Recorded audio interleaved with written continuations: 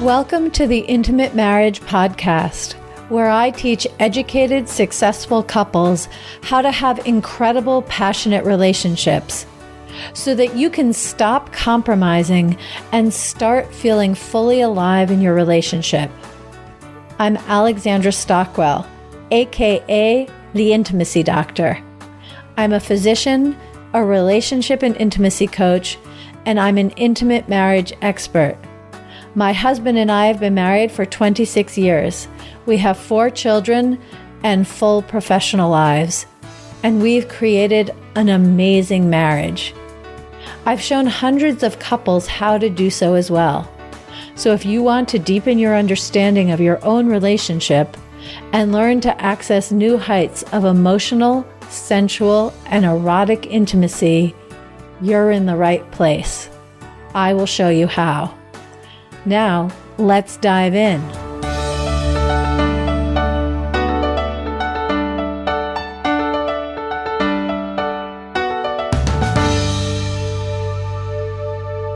Do you want your partner to change? Are you kind of annoyed that they're not changing? Do you blame them for it, either out loud because you express yourself and are critical, or inside your head where you keep it quiet and it turns to resentment and you don't say anything, but man, you're feeling it. If you're in a relationship and you have no idea what I'm talking about, then you're either delusional or lying. These are such commonplace experiences. And in this episode, I want to talk about the alternative to blame. And when you feel blame and you want your partner to change so that the relationship and you can be happier, healthier, and more passionate, well, I'm going to give you some steps you can take. Actually, before I tell you about couples and the tools that you can implement literally as soon as you hear them, I want to make sure to tell you, because I'm just so excited about the Aligned and Hot Marriage Live program. It's my new program, and if you're not in it, reach out. It's for a small, intimate number of couples. I am definitely careful about who comes into the program because it is specifically for couples who are committed to putting in the attention and intention in order to have the most delicious, gratifying, passionate relationship that suits the two of you. Is it going to look like anybody else you know? Probably not, because the two of you and your history and your biography and your desires and what gratifies you is unique. However, are there some tools and ways of being that are universally relevant for creating this? Absolutely. And the thing that has me so excited about the Aligned and Hot Marriage Live program is the live part, the coaching that I am going to do of you and your partner particular to your circumstance. One of the reasons that I created this program is that there are a lot of couples who want to work with me and aren't in a position to invest to work with me privately. And so much is possible for you in this program at a far lower price point. So in the show notes, there's the link with all of the details about the Aligned and Hot Marriage Live. But I am telling you, if you want more for yourself, if you want more for your relationship, and you and your partner are both up for having a fun, profound, transformational, expansive, connecting, intimate experience in order to give you tools that you'll use for the rest of your life and be coached by me with a precision, my love, and such practical suggestions because I am so results oriented, well then click on the link in the show notes. Reach out to me with questions, because if what I've said so far speaks to you, I've designed the program for you. one of the things we are definitely going to be doing in the personal coaching is overcoming blame and resentment. And in the rest of this episode, I'm going to give you a flavor of exactly how that works. Although, of course, within the program, we'll go deeper and completely customize it to your situation. Now, when I was thinking about clients of mine to tell you about who've learned how to transform from blame into connection, how to transform from wanting their partner to change to taking responsibility for their own experience. What are the alternatives? Anyway, I was thinking of different clients I've had, and basically, I think every single couple I've ever coached is a candidate to illustrate the points I'm going to share, but I've picked 3. One was a couple, their relationship was definitely a toleration relationship. In other words, they believed in compromise. They wanted different things a lot of the time, but they just tried to be polite and avoid conflict that fit the culture each of them had grown up in. But things were happening that really weren't working for them. And something occurred such that they started fighting a lot. And they turned to their families for help for the first time. And the result of that is that one of their relatives suggested that they work with me. Now, the thing about these fights that they were having, and they were super intense, is that she was totally clear. I'm going to call her Jane and him Kevin. Jane was totally clear that if Kevin would change, then their problems would resolve. Then, okay, they'd have a few disagreements every now and then, but they wouldn't be fighting the way they were. And Kevin was completely clear that he was reasonable, considerate, and if Jane would just change and not be so emotional and learn to let go of the past, well, then their marriage would be back to moving along in a very positive direction. Okay, that's couple number 1, Jane and Kevin. Couple number 2, Jennifer and Scott. I'm making up names as I go. That's why you hear my voice hesitating. Anyway, anyone who becomes my client knows that I may tell a story in such a way that they are completely unable to be identified. I change names and all kinds of other details, but meanwhile, I want you to be able to learn from their journey. So I'm going to call this couple Jennifer and Scott. They were 2 professionals and they had a very good, strong marriage. They were collaborative. They didn't really fight. However, their sex life was mostly non-existent. And Scott was clear that the problem was that Jennifer was unwilling to open up and participate and be present sexually. And Jennifer was clear that the ways that Scott was initiating sex were unappealing to her. And he needed to learn to do that differently in order for her to be more interested.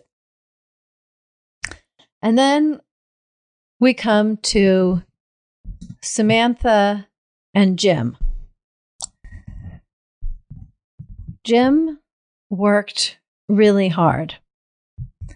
He actually wanted to be a singer, but instead he took a corporate job. He worked many hours and provided well for the family. They were able to send their 3 children to private school and go on vacations. He really worked hard. He sacrificed a lot of his artistry in order to provide for the family.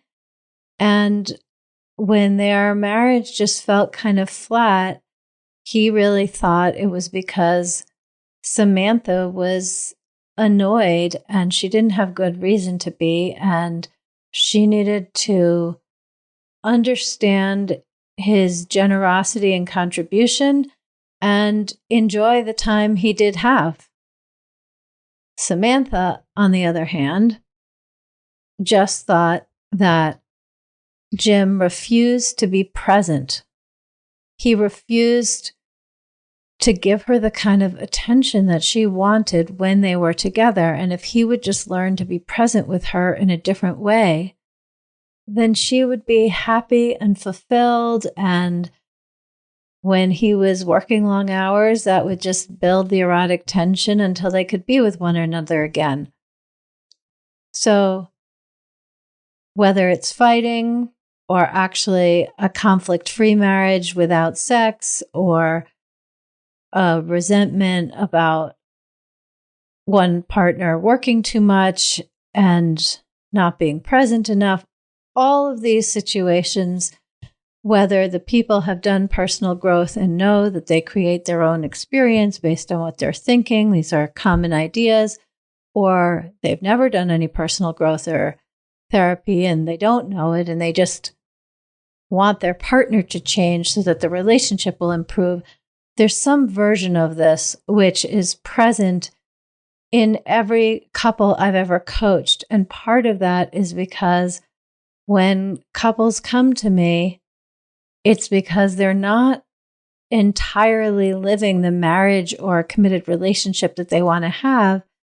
And just logically speaking, from a very practical perspective, it's because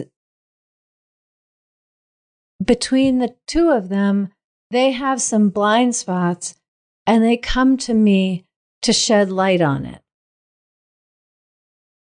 So I've told you about these couples mostly to emphasize how much we want our partner to change. And if the relationship isn't improving as a result of them not changing, the natural human response is to feel blame, and with time, that becomes resentment. We are so good at recognizing what our partner is doing that isn't working for us. We don't necessarily do so, maybe we do, but we certainly are capable of complaining and identifying what about our partner is complicated. So Jane was clear that if Kevin would just be more considerate when he communicated, they'd be able to have these more challenging conversations. Samantha was clear that if Jim would be fully present when he wasn't working, it would be fine that he works as many hours as he does. Jim was clear that if Samantha would just appreciate his contribution and allow herself to be happy when they were together, things would be much better. Scott thought if Jennifer would just allow herself to open up and feel sensual feelings, it would be incredible. And meanwhile, Jennifer's thinking if Scott would just learn to touch her differently and communicate and initiate sex differently, then she'd be a lot more into it. These are what I'm going to call complaints. Even if they're said in a way that isn't whining, they're still complaints. And I want to say so clearly so that you always and forever remember this. It's something one of my teachers taught me, Regina Thomasauer. She's the first person who said this, and it took many years for me to see the brilliance and the wisdom and the relevance of what I'm about to tell you. And I hope you see it right away. And that is that hidden in every complaint, there is a desire. Hidden in every complaint, there is a desire. And that truth is the lubricant to shift from blame and resentment to more open-hearted, growth-oriented possibilities. So instead of focusing on how you want your partner to change. Put your attention on how you want to feel. What do you actually want to experience? Because when you share what you want to experience, after sharing how you feel, then you and your partner can collaborate on creating that. But if what you're doing instead is complaining about your partner's behavior and blaming them for it, then that just feels like a criticism. And the thing that's lost is the desire for a better relationship. And so you're going to get your partner to blow up, get defensive, disconnect, stop listening, all the normal responses to feeling attacked and blamed. But if instead you share what your desire is, well, then there's the possibility that your partner can get on the same team with you so the two of you can create that. So let me tell you how this worked with these couples. So when it comes to Jennifer and Scott, instead of Jennifer just saying that what Scott was doing didn't work for her, I asked her to identify what would she like? What kind of initiating of sex would appeal to her? And similarly for Scott, not to say to Jennifer, would you please open up sexually, but to share what it means to him to have so much to give to his wife, but feel stunted because there's no open pathway to give it to her.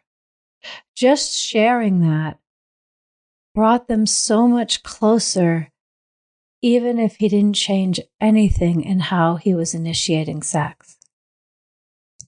When it comes to Jane and Kevin, one of the main things that I taught them to do was to become more curious about one another's experience. When you said that really mean thing, I don't recommend you refer to it that way, but I'm just going to say that in this context. Like when you said that mean thing, what did you really want me to know? Or better yet, when I said that mean thing, when I flipped out and got so angry, what I really wanted you to know is that it's really hard for me when I don't feel seen. There's the desire hidden in the complaint. And when it comes to Samantha and Jim, for Jim to describe that the reason he works so hard is because he wants to provide for the family, and for him, it's an expression of love. And for Samantha to really receive that and share that for her to feel loved, she wants him to be present with her. This totally changes the conversation from one of blame that results in defensiveness to the expression of desire, which opens up new conversations, new experiences, new collaborations. And instead of feeling like you're against one another, feeling like you're on the same team, wanting to create a win-win for your relationship. If you have any questions or comments about what I've shared, please reach out to me. You can go to the contact page on my website, which is alexandrastockwell.com/contact, or send me a DM on Instagram or Facebook. And if what I'm talking about is opening your mind to what might actually be possible in your relationship, and both you and your partner really want to have an extraordinary marriage beyond what it currently is, whether that means more emotional closeness and enhanced communication, whether that means more passion and erotic intimacy or all of the above, then please click on the link for alexandrastockwell.com/live for the Aligned in Hot Marriage live program and join me. I'm only taking a very small number of couples so that I can really get to know you, and it's safe for the most incredible transformation, which will definitely occur for every couple that says yes to participating in this program.